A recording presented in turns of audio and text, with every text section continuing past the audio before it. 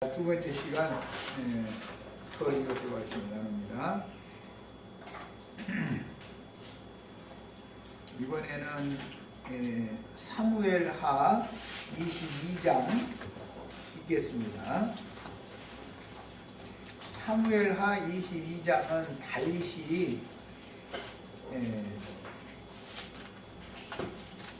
사울 왕의 손을 완전히 벗어나고 그 다음에 가나안 족속들을 그 대적들을 다 이긴 후에 마지막으로 또 다윗이 유언으로 이제 하나님을 찬양하는 그 이해 주신 하나님을 찬양하는 그런 찬양시로 구성이 되어 있어요.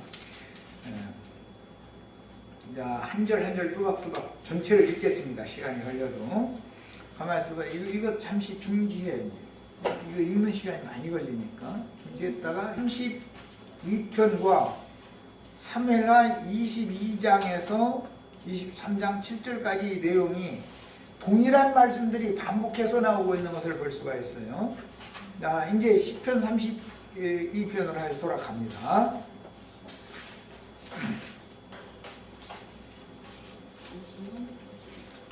자, 10편이 아니라 신명기 32편.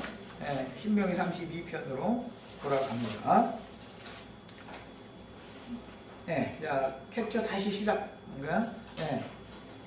지금까지 우리가 이제 사무엘하 22장 1절에서 23장 7절 사이를 읽었는데, 사무엘하는 다윗의 승전가다 그러고 출애굽기 15장은 모세의 승전가다 이제 그렇게 말해요. 그런데 신명기 오늘 우리는 32장을 읽고 있어요. 이것은 모세의 유언이에요. 사무엘하 22장은 다윗의 유언인 거예요.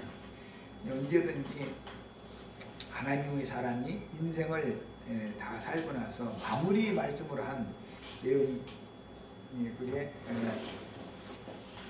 가장 깊이가 있고 하나님의 사람으로 하나님의 손에 의해서 지어지고 만들어진 결과에 이른 사람이 하는 말이기 때문에 요즘 우리는 마침 창세기 야곱의 일생을 종결하는 내용을 이제 말씀 나누게 됐는데 만밀려서 이것이 사람의 구원이라는 것이 무언가를 보여주는 그림인 것이죠. 교계가 흔히 말하는 예수 믿고 구원받고 라는 말은 너무 교리적이고 피상적인 거예요. 내용의 실상이 뭘 말하냐예요. 이렇게 이루어진 사람을 말한다. 이 말은 만들어졌다 말이에요. 그냥 지음만 받은 게 아니죠. 흙으로 빚어가지고 코에 생기를 불어넣으셔서 속사람을 지었지만 속사람을 하나님의 형상이신 그리스도의 형상으로 만들어 놓고 나서 만들어진 사람이 하는 말이 유언서단 말이에요. 그게 시가서로 대표적인 시가서 신명기 32장, 사무엘하 22장 말씀이었고 근거해서 히브리인들의 묵시문학이다. 그래서 선지자들 이사야 선지자로부터 말라기 선지자까지는 이 기초를 가지고서 그런 선지서들을 다 영감을 받아서 예언을 할 수 있게 되었던 거예요. 그러니까 우리는 이 성경 전권의 요약을 지금 신명기 32장에서 그 다음에 사무엘하 22장에서 읽은 거예요. 그 두 가지가 성경 전권의 아주 가장 바탕 기초가 되는 내용들이다 이렇게 이해하시면 돼요. 그건 모두 다 예수 그리스도 어린 양에 대해서 예언한 말들인 거예요. 성경이라는 것은. 자, 이제 자료로 다시 돌아갑니다.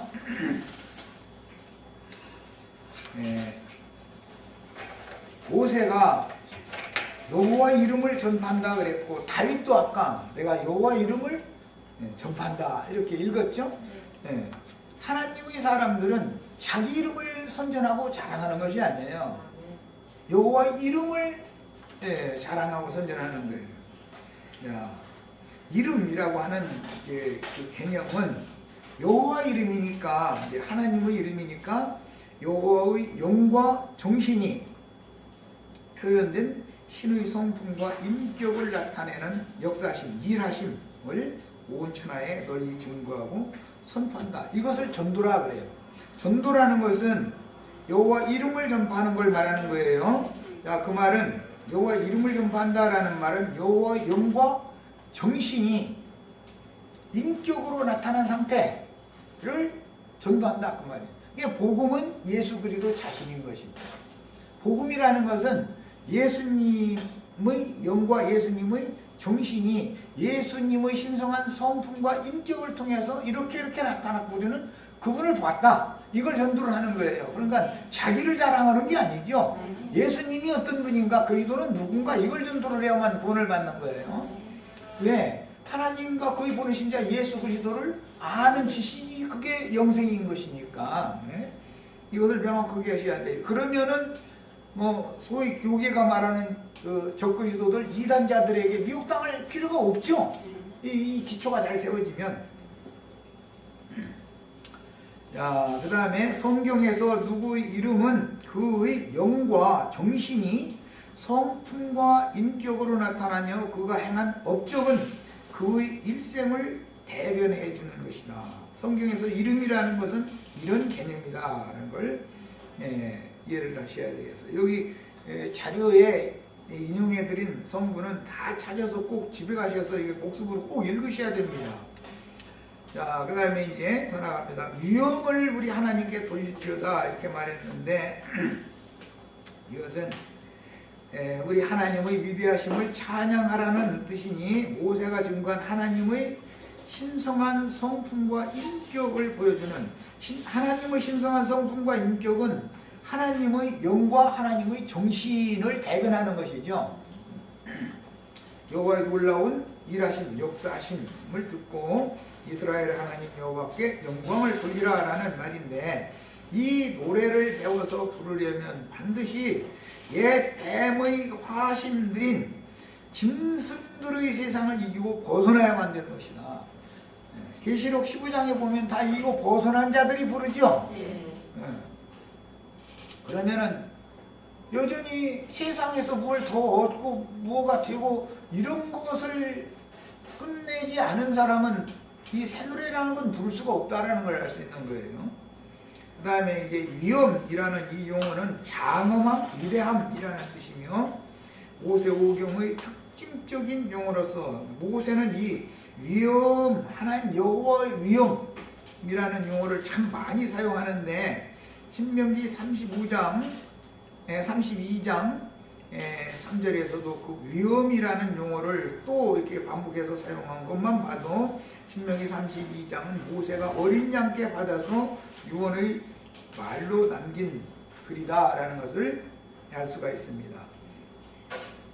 이제 4절에 그는 반석이시니 그가 하신 일이 완전하고, 그가 하신 일이라는 건 뭐 여호와 하나님의 역사하심 이렇게 영적 표현으로 이렇게 말하는데 하나님의 일하심이다 라는 말이죠. 하나님의 일하심이 결국은 아담 세계에서 일하시던 그 하나님은 엿새 동안 일을 하고 7일째 쉬었죠. 엿새 동안의 일을 마쳤기 때문에. 그러나 아담을 통해서 일을 새로 시작하셨죠. 그런 것은 상징이다. 창세기 그 강론 때 충분히 말씀을 나눴지만 구약시대에 여호와께서 이스라엘 백성들과 하실 일이 마쳤을지라도 완성된 게 아니었고 예수 그리스도께서 오셔서 일을 새로 시작하시죠. 그래서 그게 새롭고 크고 두려운 새 일을 내가 행한다. 예언에 이렇게 돼 있고 예수님이 하신 일은 하나님의 이름을 전파하는 일을 했었던 거예요. 그런데 그러면 이스라엘 백성들은 하나님의 일에 동참해야 되는데 그럼 사람들은 그럼 하나님의 일에 어떻게 동참을 할 거냐 이거예요. 그러면 그 하나님이 보내신 메시아, 하늘과 땅 사이에 문제가 생겨서 하늘과 땅이 연합을 맺어서 비를 내리고 햇빛을 보내줘 가지고 땅에서 산물을 산출해서 그 다음에 아브라함의 후손들의 나라를 세우는 것이 하나님의 뜻이었는데 그 일이 방해되게 하는 뭔가 막는 거 있었다 이거예요. 막는 게. 그게 뭐냐? 마귀가 중간에 역사를 한다 이거예요. 어둠의 권세자가. 그것을 치워버리고 하나님과 사람 사이를 성령의 교통을 회복시켜 놓는 일을 위해서는 메시아가 필요하다고 해요. 중재자가. 그래서 영원한 대제사장 살렘 왕으로 예수님이 보냄을 받아서 그 일을 하러 오신 거예요. 그러니까 그 사실을 예수 그리스도가 바로 우리라는 메시아다 라는 사실을 마음에 믿는 것이 하나님의 일에 우리가 동참하는 거다 말이에요. 자, 그 다음에 그가 하신 일이 완전하고 그의 모든 길이 정의롭고 진실하고 거짓이 없으신 하나님이시니 공의로우시고 바르시도다 이랬는데, 첫 시간에 강조점으로 말씀드린 것처럼 이것은 모든 성도들의 영적 체험, 생명의 체험으로 그리스도가 어떤 분인지를 영감을 통해서, 계시를 통해서 만난 참 제자들의 신앙 고백이다. 그래서 어떤 사람은 어떻게, 어떤 사람은 어떻게, 나는 이와 같은 방식으로 오늘이 있기까지 나아서 기르시고 오늘 있기까지 인도하신 하나님의 행하신 일, 그분이 인도해 오신 그 길이라는 것이 너무나 옳습니다 라고 시인하고 입으로 고백하고 하는 이런 상태가 이게 신앙 고백이란 말이에요. 이게 이제 완전한 신앙 고백이야. 자, 그는 반석의 신이 이제 이랬는데, 하나님께서 당신을 찾고 의지하는 자들에게 있어서 언제나 안전하고 불변부동하는, 하나님은 회전하는 그림자도 없이 여기하신 분이지. 언제나 우주 만물의 상태를 보더라도 태양계에 해가 중심인데 해를 중심에서 다른 모든 행성들이 중심을 가운데다 놔도 도는 거잖아요. 그것이 사계들이 오고 연이 가고 시간이 가고 하는 이제 이런 건데, 이런 것은 밖에 나타난 그런 모양만 봐도 그리스도가 이리로 갔다 저리로 갔다 움직이면 안 되죠. 그분이 계셔야 될 자리를 지켜야 된단 말이에요. 그런데 구약 시대에는 그리스도께서 언약궤가 광야를 거치는 동안은 계속 움직여야죠. 그것은 완전한 것이 아니다 이거예요. 그것은 아직 흑암이 깊음이 있고, 그 다음에 혼란스러운 거예요. 무질서한 거예요. 질서가 안 잡혀. 그래서 언약궤가 예루살렘 신전의 제자리에 딱 가서 자리를 딱 잡아야 그때서 모든 질서가 딱 잡히는 거예요. 이게 제자리에 딱 잡히기 때문에. 자, 그래서 이것은 상징이다. 아담 세계에 있는 사람들은 전부 다 어지러움 가운데 있다 이거예요. 혼취해가지고 정신이 없어. 그냥 서로가 부딪혀 쌓고 막 이게 막 문제가 일어나는 거야. 그러나 자신의 구속받은 내면 속에, 특히 그리스도가 나의 심령에, 나의 중심에 자리를 딱 잡으면 모든 것이 다 어지러움이 없어져 버려. 질서가 딱 잡히는 거예요. 이제 인지사. 그래서 하나님은 질서의 하나님이기 때문에 모든 혼란과 어지러움과 이런 것들을 완전한 새 질서를 이렇게 갖게 하려면 언약궤 자신이, 언약궤가 있어야 할 자리에 딱 들어가야 되는 것이다. 그리스도가 형제 자매님들의 심령 속에 오셔서 자리를 딱 잡고 좌정하고 임재해 계시면 이제 모든 어둠과 혼란과 이런 것들이 다 물러가고 자리를 딱 잡는 거예요. 이제 그때서 정상적으로 모든 것이 회복된단 말이에요. 이런 상태를 교회 이제 확대해서 내 자신이 이렇게 회복이 되어져야, 넓게는 하나님은 교회가 회복되는 것이 문제니까 교회가 회복되는 것이다 말이에요. 그래야, 그러니까 무질서가 여전히 남아있는 사람들이 교회를 개혁한다고 아무리 떠들어도 자기 자신이 개혁되지 않은 사람이 남을 개혁시키려고 하면 안 되죠. 세상 말로 당신이나 잘하셔 이래버리죠. 그리고 옳은 소리는 말은 옳은데 사돈 남만 하지 말고 당신이나 잘해 이래버리면 소용없는 거다 이거야. 이게 그러니까 어떤 신앙 고백이 얼마나 중요한가도 알아야 되겠고, 하나님이 하시는 모든 그 행사 중에서 특히 하나님의 어미하심이, 위엄이 나타날 때 사람은 복종하게 돼 있죠. 가정에서 아버지를 공경하지 않으면 그 콩가루 집안 되는 거 아니에요. 아버지가 아버지의 지위와 자기 자리에 딱 자기 할 일을 마땅히 할 일을 자기 자리를 지키지 못할 때 아버지가 예를 들어서 좀 속된 말로 엉뚱한 여자잖아요. 슬슬 쳐다보고 다니서 하고 그러면은 가정이 무질서해지잖아요.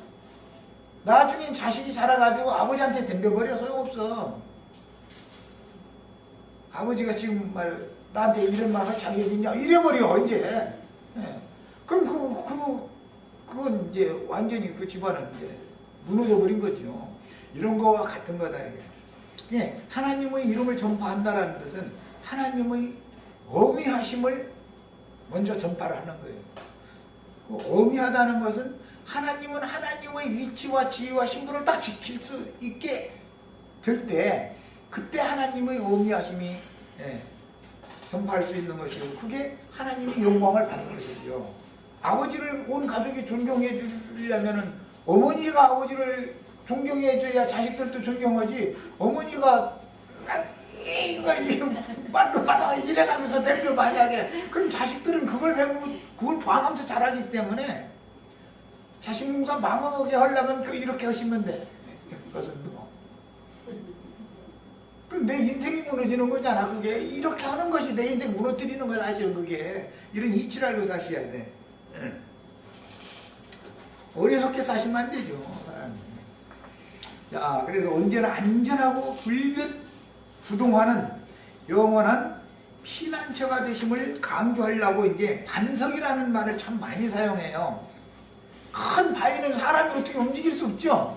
지금은 뭐 기중기로 막 다 옮기고 그러니까 그러지만 그 고대 사회에서는 선돌, 고인돌 이런 거 만들 때는 사람의 힘으로 움직일 수 없는 걸 여러 사람이 울력을 해가지고 그걸 갖다 놓고 싶은 재단 이런 걸 재단 더 이런 데다가 그걸 옮겨다 놨어요.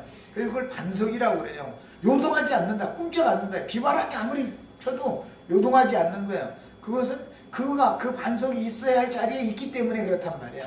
이런 것이 다 비유적인 시적 표현이다라는 걸 이해를 하셔야 되겠어요. 성경에는 그래서 하나님을 반석에 비유한 구절이 많은데 특히 신약에서는 그리스도를 신령한 반석이다라고 고린도전서 10장 4절에 보면 광야에서 이스라엘을 이 반석이 따라다녔다는 거잖아요. 그런데 그 반석은 그리스도다 이렇게 해석이 돼 있죠. 그러니까 구약 성경에서는 반석은 여호와라고 했지만 실제로는 그게 예수님이다 이 말이에요. 그러니까 여호와 증인들한테도 이런 구절만 가지고도 어떻게 생각하느냐 이렇게 한번 질문 좀 한번 해보세요. 비바람이 해치지 못하며 어떤 환경에도 꿋꿋하게 견고한 이스라엘의 하나님 여호와를 반석에다 비유하는 이러한 표현은 히브리인들의 언어문화의 특징을 반영한다. 아버지가 아버지의 자리를 딱 지키고 있으면 가정에 비바람이 안 지나갈 수는 없죠. 가정에 여러 일들이 인생사니까 지나갈 수는 있지만 아버지가 먼저 자리를 딱 지키고 있으면 그 가정은 어려움에서 벗어날 수가 있는 것이죠. 예. 그것은 절대적으로 아버지의 책임이 얼마나 중요한가를 이제 보여주는 거예요. 뭐 당연히 아버지의 책임이 중요한 만큼 어머니의 책임도 중요하죠. 아버지가 흔들린다 어머니마저 흔들리면 자식들은 뭐 어디다 의지할 데가 없잖아요. 마음 들 데가 없죠. 그러면 뭐 그 가정은 깨지는 건 뭐 말할 것 없어요. 이거 세상사의 이치를 보면은 하나님 나라의 그 이치가 똑같은 거예요. 알고 보면. 당대에 이러한 즉 반석이라고 하는 용어를 많이 사용하는 그런 이제 명칭들이 많은데 예를 들자면 민수기 1장 10절에 보면 부다솔이라는 용어가 나오는데 그 부속의 반석이라는 뜻이에요. 그 다음에 민수기 3장 35절에는 수리엘이라는 용어가 나오는데 이것은 하나님은 나의 반석이시다 그런 뜻이에요. 이게 히브리인들은 하나님을 반석이라고 그 말은 흔들리는 건 나지 하나님은 절대 흔들림이 없다. 에? 해가 만약 이쪽 저쪽 막 움직이면 이게 막 그 행성들이 막 부딪힐 거 아니야. 막 서로 이게. 에? 그렇게 하면 안 되죠. 그래서 제일 여호와를 신뢰하고 의지하려면 여호와는 여호와의 지위와 그분의 위치와 신분을 정확하게 언제나 지키시고 뭐 야고보 그 형제는 우리 하나님은 회전하는 그림자도 없으시다 이렇게 했어. 이게 해가 도는 게 아니다라는 걸 이미 알고 있다 그런 말이야. 해가 도는 게 아니죠. 다른 행성이 돌죠. 해가 도는 게 아니었었어요. 하나님이 도는 게 아니고 하나님이 어디로 이렇게 움직이는 것은 그게 아직 하나님이 안식처를 찾지 못하면 백성들은 안식할 수 없는 것이죠. 하나님이 일을 하는 동안은 움직여야 되죠. 일을 하셔야 되니까 그럼 아직 안식에 이르지 못한 상태다. 하나님의 일이 끝나지 않은 사람. 이런 비유들이에요. 남편이 아내를 안식처로 삼아서 가정을 잘 꿋꿋하게 견고하게 잘 지키면 그 가정이 세워질 수가 있어요. 또 아내도 남편을 안식처로 삼아서 하려면 믿어야 되잖아. 믿음성이 있어야지. 남편이 자꾸 흔들리면은 아내는 의지할 수가 없죠. 남편이 뭐 하는 거 보면 불안해. 뭐 한다고 하면 불안해. 일 저지를까봐 오히려. 그러면 믿음성이 없는 거야, 서로가. 이제 남편이 자기의 위치와 신분과 지위를 딱 지키려면 아내에게 우선 믿음을 넣어줘야 되는 것이거든. 내 가정, 당신이 나를 지금 밀어주면 내가 반드시 지금 어려움은 있지만 지금 현재만 어려울 뿐이고 나는 반드시 내 가정 내가 지키고 잘 해결해 나갈 거니까 나를 믿고 나를 지원해다고 이렇게 해서 아내가 밀어줘야 자식들도 응원하고 이렇게 해가지고 어려운 문제가 있어도 당연히 벗어나게 돼 있는 거야. 아버지가 흔들리지만 않는다면. 그런데 막 아버지 자신이 흔들리고 있으면 불안해하고 두려워하고 그런 걸 아내는 감으로 딱 알아. 아내가 남편이 뭔가 떨고 있고 그러면 그걸 왜 모르겠어. 감으로 다 알지. 그래가지고 엄마까지 흔들리면 이제 자식들은 어디 의지할 데가 없는 거예요. 그렇게 가정이 그게 되겠어요. 이런 이치와 같은 거다. 그런데 예수 그리스도 그분만이 절대로 요동하지 않습니다. 풍파를 다 이길 수 있는 분이다. 이제 이런 것이 우리에게 믿음으로 주어져야죠. 이런 개념에서 이 반석이라는 용어가 나오는 문장마다 헬라어 역본인 70인역은 신명기 32장에 반석이라는 용어를 모두 데오스, 헬라어로 데오스라는 말은 신이라는 뜻이에요. 신. 반석이라고 번역하지 않고 반석이라는 용어를 데오스라고 번역을 했어요. 헬라어로. 히브리어를 헬라어로 번역한 책이 70인역 성경이죠. 70인역 성경에 근거해서 신약 성경의 번역본들이 또 나온 거니까 이제 킹제임스 번역본 계열이 그쪽 계열이죠. 자, 그 다음에 그가 하신 일이 완전하고 그랬는데 이것은 아까 이미 설명했어요. 하나님은 무조건 완전한 분이기 때문에 그분을 중심으로 두고 나의 인생의 모든 걸 맞추려고 하지 말고 하나님은 중심에 딱 자리를 잡고 요동하지 않는 분이다라고 그분을 중심으로 두고 나를 거기에 맞춰야 되는 것이죠. 나를. 모든 교회들은 그리스도를 중심에 두고 거기에 맞춰야 되는 것이잖아. 이게 신앙이단 말이야. 이게 세상 나라에서도 어떤 회사든 단체든 교회든 전부 다 장이라는 게 있어야 된단 말이야. 그 사람이 장이 흔들려. 그러면 예를 들어 나라에서 대통령이 흔들려. 저 6.25 때 좀 아는 소리지만 그 이승만이라는 그 부인네는 말이야.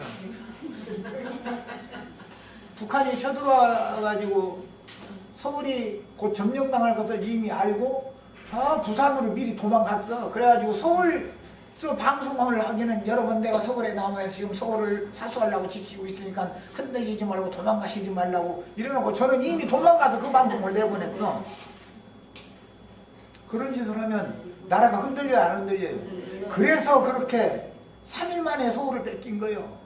대통령이 그 모양이니 3일 만에 뺏긴 것만 해도 다행이야. 도망가지 말라고 해놓고 나서는 피난민들이 계속 꾸역꾸역 한강다리로 밀려오고 있는데 비행기로 폭탄 떨어뜨려가지고 냈다 갔다 폭파시켜버렸다는 거 아니에요. 그러니까 그냥 사람들 다 그냥 한강에 다 빠져서 몰살당하고 그러고 나서 저는 도망가가지고 세상 나라에 예를 드는 거예요. 가장이 어떤 어려운 문제가 있을 때 저는 술집으로 도망가서 술이나 잔뜩 퍼마시고 정신줄 놓고 그러고 앉았으면서 그러면 그 가정이 지켜지겠어요? 그럴수록 자기가 먼저 정신을 더 바짝 차리고 뭔가 대책을 도모하고 자기 아내에게 믿음을 줘야 가정이 반드시 어려움은 있지만 건너갈 수 있는 거 아니에요. 건너가게 돼 있는 거예요. 남편이 안 흔들리면. 이런 것이 교회에서 목회자가 뭔 일 때문에 흔들려 버리면은 양무리들이 어디 의지할 데가 없어. 이런 것이 인생사가 하나님 나라 일과 똑같대요. 그래서 다윗은 이런 것을 알고 있었기 때문에 여호와의 교회를 성전의 중심에 갖다가 안치시키는 것이 다윗의 목적이었어요. 여호와의 교회가 안식처에 들어가야 이스라엘 나라를 다윗 왕국을 하나님이 평안하게 안식하게 해주신다. 대적들이 다 더 이상 공격도 못하고 공격을 해도 다 물리치고 이길 수 있게 해주신다는 건 아주 철석같이 믿은 사람이에요. 우리도 이런 것을 꼭 깨달으셔야 되겠어요. 그리고 이제 자기 남편을 못 믿으면 그 집이, 아내가 남편을 못 믿으면 그 집이 유지되기 어려워요. 그러면 양무리가 목회자를 못 믿으면 교회가 유지가 되겠어요? 교회가 깨지기 마련이지. 이런 것도 잘 생각을 해야 되는 것이고. 그 다음에 그의 모든 길이 정의롭고 진실하고 거짓이 없으신 하나님이시니, 하나님을 이렇게 알고 있었던 거예요. 그 모든 길이라는 것은 이거 이제 생명길이고 하늘 아버지께로 인도해 가는 길이지만 각 사람들이 인도해 가는 각 사람마다 길이 다 다른 것 같으죠. 그러나 사실은 궁극적으로는 하늘 아버지 영광 앞으로 인도해 가는 길인 거예요. 뭐 광야길을 행할 때는 여기도 거치고 모래장불도 거치고 뭐 조금 평탄한 데도 잠깐 건너고 시내도 건너고 뭐 그리고 이제 산길을 그냥 가고 이제 여러 길을 갔죠. 그게 다 상징이지. 인생사를 살다 봐도 늘 똑같은 길로만 걷기를 안 하시죠. 나는 그냥 여기서 편안하게 이러고 있고 싶은데 자리 좀 잡을만 하면은 바람이 불어. 그래가지고 엉거에다가 옮겨놔. 요즘에는 이사들을 많이 안 다니는 편이지만 이사 많이 다니면 굉장히 힘들죠. 어디 가서 애써서 그 동네 정들어서 좀 뭔가 길이라도 입히고 이렇게 다닐만 하면 또 이사 가게 만들고 말이. 이러면은 아이들이 학교에서 그때는 왜 주민등록등본을 그걸 띄우라고 그래가지고서는 그러면 지금 현재 사는 것만 이렇게 해주던지 해야지 그냥 2장 3장 해가지고 하면 창피해 가겠다고 막 집에 가서 울고불고 그러면 정말 참 헐말 없지. 그렇게 왜 요즘은 그렇게 안 된대 말이야. 그렇게 미련하게 했나 모르겠어. 어디 이상한 걸 학교에서 알아서 뭐해 그걸. 지금 현재 어디서 사는지 그것만 알면 되지. 사람들 참.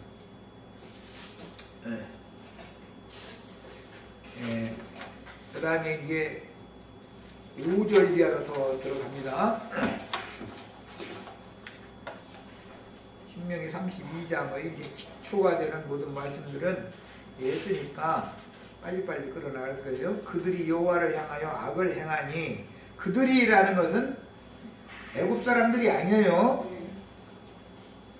이것은 다윗의 체험으로는 하나님의 백성들이었었어요. 가나안 족속들만 다윗을 힘들게 하는 게 아니죠. 외부의 적이 힘들게 한 게 아니라 사실은 내부의 적이 굉장히 힘들게 했었던 거예요. 이게 이제 안팎으로 막 연단을 받은 사람이 다윗이죠. 그러니까 다윗을 못 이기는 거예요. 세상 없는 사람 다윗을 못 이겨. 그래서 이것은 배부자들을 말하는 거예요. 그들이라는 것은, 여기 모세가 그들이라고 하는 것은 이스라엘 백성인데 우상 숭배자가 되어져 가지고 가나안 족속들의 힘들을 받아들인 사람들, 배부자들을 지금 말하는 거예요. 그들이 여호와를 향하여 악을 행하니, 이것은 무슨 윤리도덕적으로 뭐 나쁜 짓을 했다 그런 말이 아닌 거예요. 영적인 우상 숭배의 죄에 떨어진 걸 말하는 거예요. 하나님의 자녀가 아니요 흠이 있고 삐뚤어진 세대로다 그랬는데, 이거 무신, 지난 번역에서는 무신한 세대로다. 이게 신앙 믿음이 없는 세대다 이게 사실은. 믿는다 하나 거짓 믿는 이들이라는 말이죠. 사실은 어리석고 지 없는 백성아 여호와께 이같이 보답하느냐. 그러니까 그들이 여호와를 향하여 악을 행한 그들이라는 것은 어리석고 지혜가 없는 하나님의 백성을 말하는 것이지 이방인을 말하는 게 지금 아니죠. 하나님은 너희를 애굽에서 홍해를 거쳐서 광야를 거쳐서 요단을 거쳐서 여기까지 데려다 놨는데 그 하나님은 너희를 이렇게 했는데 보답은 너희는 이렇게 하느냐. 지금 이 말이에요. 그는 네 아버지시오 너를 지으시니가 아니시냐. 그가 너를 만드시고 너를 세우셨도다. 옛날을 기억하라. 역대의 연대를 생각하라. 네 아버지에게 물으라. 그가 네게 설명할 것이요 네 어른들에게 물으라. 그들이 네게 말하리로다. 이랬어요.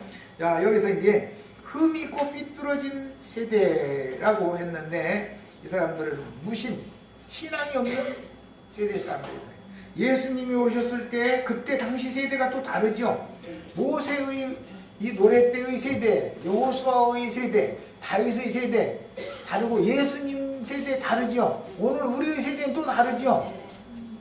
자, 그래서 언제나 악하고 음란한 세대가 표적을 보여달라고 하지만 나는 요나의 표적밖에 보여줄 것이 없다 이렇게 예수님이 말하는데 악하고 음란한 세대라고 하면 육신적으로도 뭐 소돔성 고모라성 사람들은 그게 악하고 음란했다는 거예요. 육신적으로도. 그런데 세상 나라는 음란하고 악한 것이 예나 지금이나 매 세대 다 똑같이 감춰져 있다가 지금은 이제 세상이 끝나려다 보니까 아주 노골적으로 그냥 뭐 요새는 중고등학교 아이들도 부모님 싫다고 나가가지고서는 뭐 이상한 짓들을 한다는 거거든.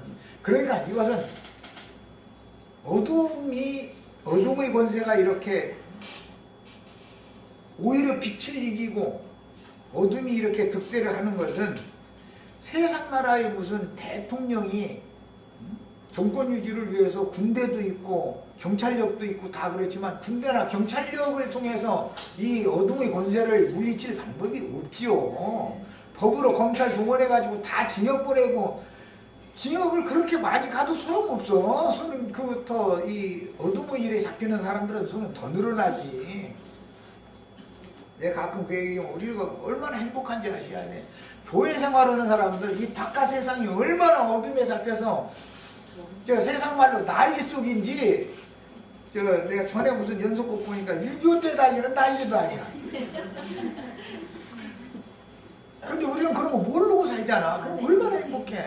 하나님 우리를 지켜주시기 때문에 이렇게 행복하게 사는 거예요. 모르는 게 낫다니까. 그거 알면은 아주 정신이 어지러워. 속에서 막 울분이 끓어오르고. 근데 누구한테 원망할 거고 그걸 마귀가 그렇게 하는 건데.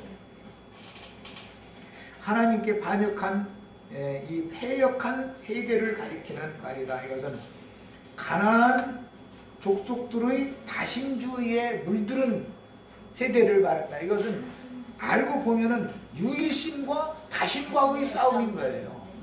여기 유일신과 다신 싸움이요. 알고 보면. 그 다음에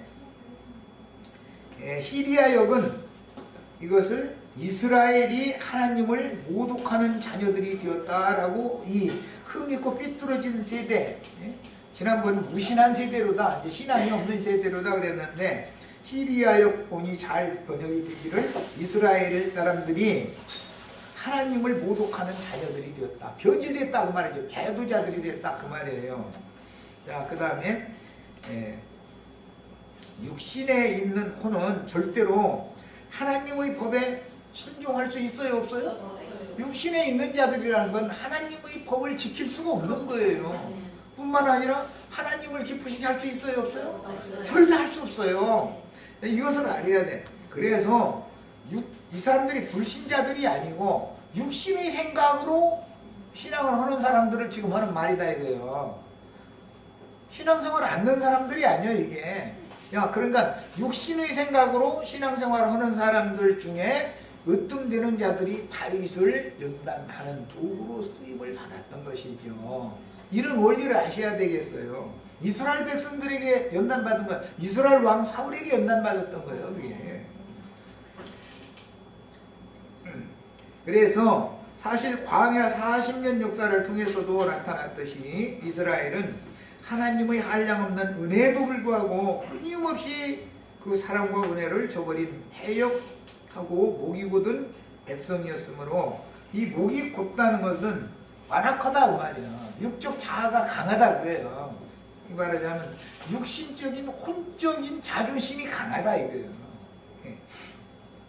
그 당시 이스라엘에게 이러한 질책성 경고를 하신 말씀은 오늘날 그리스도의 크신 은혜에도 불구하고 여전히 죄악 가운데서 살아가고 있는 우리 세대, 특히 기독교인들, 뭐 우리도 포함할 수가 있고 완악한 사람들, 자기의 자존심을 꺾지 않는 사람들을 전체를 향해서 하시는 경고의 말씀이다. 이런 내용. 기독교인들 예수 잘 믿는 것 같고 막 얼굴 해같이 빛나 그러던 사람들도 그 귀에다 대고 그 사람 긁어 내리는 얘기 한마디 하면은 올라와요 안 올라와요? 그런 거를 보면은 사람이 지가 뭐 된 줄 알고 그냥 떠들고 그러던 사람도 자기에게 다 와서 굴복해주고 뭐 이렇게 좀 해주니까 돈푼에나 있는 사람들 뭐 세상에서 뭐 그래도 자랑거리 뭐 직업이라도 좀 괜찮고 하는 이런 사람들이 예수 믿어서 구원받았다고 하는 것이 실제가 없을 수가 얼마든지 있죠. 그 육신의 생각, 육적 자아가 꺾어지고 파쇄되어진 다음에 새로운 자아를 새 창조다 그런다며 다시 만든다 그래요. 영과 마음을 새로 창조하는 거예요. 완전히. 일단 부서뜨려 가지고 가루 만들어 가지고 거기다 성령의 물을 다시 해서 반죽해 가지고 새로 만드는 거야. 이제 그걸 새 창조다 그래. 그래서 내가 이제 이런 걸 생명률이라는 것을 가르치느라고 돼지 깨끗이 목욕시켜 가지고 하얀 시트 깔아놓은 침대 거기서 같이 잔다고 해가지고 돼지가 사람들처럼 없는 거다. 돼지는 돼지지. 그리고 돼지는 거기 부대껴서 살도 그러고. 돼지우리로 나 보내달라고 그러지. 시트에서 잠자자고 한다고 걔가 거기서 살 수가 없는 거예요. 그걸 생명이 달려서 안 되는 거예요. 갓난 애기는 사람이기 때문에 목욕시켜서 엄마가 흰 시트 깔아놓은 침대에서 잘 때 엄마 옆에서 참 편하게 자는데 돼지는 부대껴서 거기 잠을 못 자. 돼지는 갓난 애기는 자 그래도 사람이 생명이니까 그러다 그것이 자면은 엄마 침대를 사용하여 지 침대를 가서 잔다는 거 이제 소리 들으면 그것이 달라질 뿐이지 사람처럼 살 수는 없어. 돼지는 생명이 바꿔지는 건 이렇게 중요한 거예요. 문제는 이게 자라는 과정이 이제 또 문제죠. 자, 그는 네 아버지시오 너를 지으시니가 아니시냐. 여기 이제 새 창조다 그래요. 흙으로 지은 하나님만을 믿는 게 아니야. 코에다 생기를 불어넣어 가지고 영혼을 지은 하나님, 그 영혼 속에 당신 자신이 오셔서 임재해 계셔야만 질서가 잡힌단 말이에요. 그 사람이 임재사 자기 있을 곳에 딱 있게 되는 거예요. 하나님이 자리를 먼저 잡아야, 그래야 안식이 되는 거예요. 남편과 아내가 이렇게 자기 자리를 찾아가는 거예요. 하나님께서 이스라엘의 아버지가 되신다라는 이런 표현은 성경에 자주 나오는데, 이것 이제 성분은 다 찾아 읽어보세요. 아버지 아브라는 이 히브리어 단어의 그 1번 단어가 그 아브라는 이 아버지라는 단어가 좀 나오죠. 그 히브리어 사전에 보면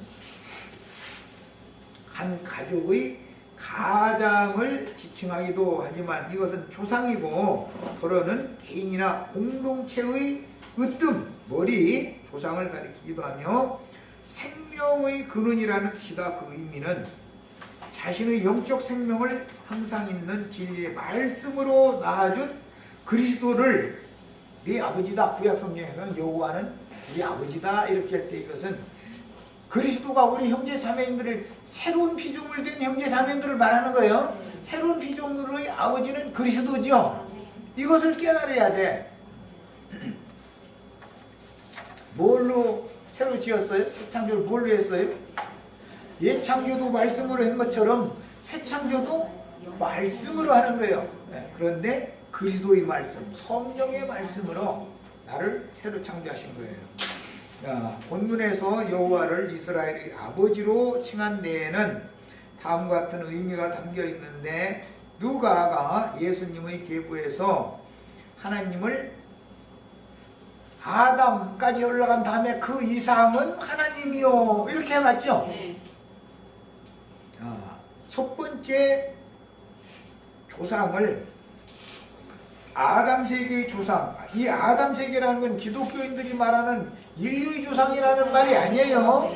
구속사에서 첫 사람이다 이거야. 구속사에서 둘째 사람은 예수님이고 구속사에서 첫 사람은 아담이에요. 그런데 구속사에서 첫 사람인 아담 세계의 첫 번째 조상으로 소개한 것처럼 여호와는 아브라함의 후손인 이스라엘을 조성하신 유일하신 참 하나님으로서 온 이스라엘이 얻은 생명의 근원이요 태초부터 스스로 계신 말씀이신 여호와다. 여호와는 말씀이죠. 인자 예수의 아버지는 말씀을 말하는 거예요. 말씀. 구약 성경에는 여호와의 말씀이다 그랬는데, 여호와다 라고도 하고 그랬는데, 예수님의 아버지는 말씀을 말하는 거예요. 그런데 말씀이 뱀의 거짓말도 있기 때문에 태초부터 스스로 있는 말씀은 뱀의 말이 있기 전에 있던 말씀이지요. 그러니까 원래부터 믿던 말씀이에요. 그래서 여호와의 그 이름에 대해서 물어보니까 나는 스스로 있는 자다. 태초에는 말씀만 스스로 있었죠. 그 말씀을 말하는 거예요. 여호와라는 말은 하나님이라는 말이 나오면 말씀을 말하는 거예요. 그래서 아버지는 한 아내의 남편이요 한 가정의 가장으로서 그 아내와 자녀를 보호하듯이 이스라엘의 하나님 여호와 역시 이스라엘을 보호하고 양육하시는 분이니, 아내와 자녀는 그 남편과 아버지를 공경하는 것이 마땅하듯이 태초부터 스스로 계신 말씀이신 모든 생명의 근원이 말씀이니까 말씀을 찬양하고 영광을 돌리고 공경하고 하는 것은 너무 당연한 일이다.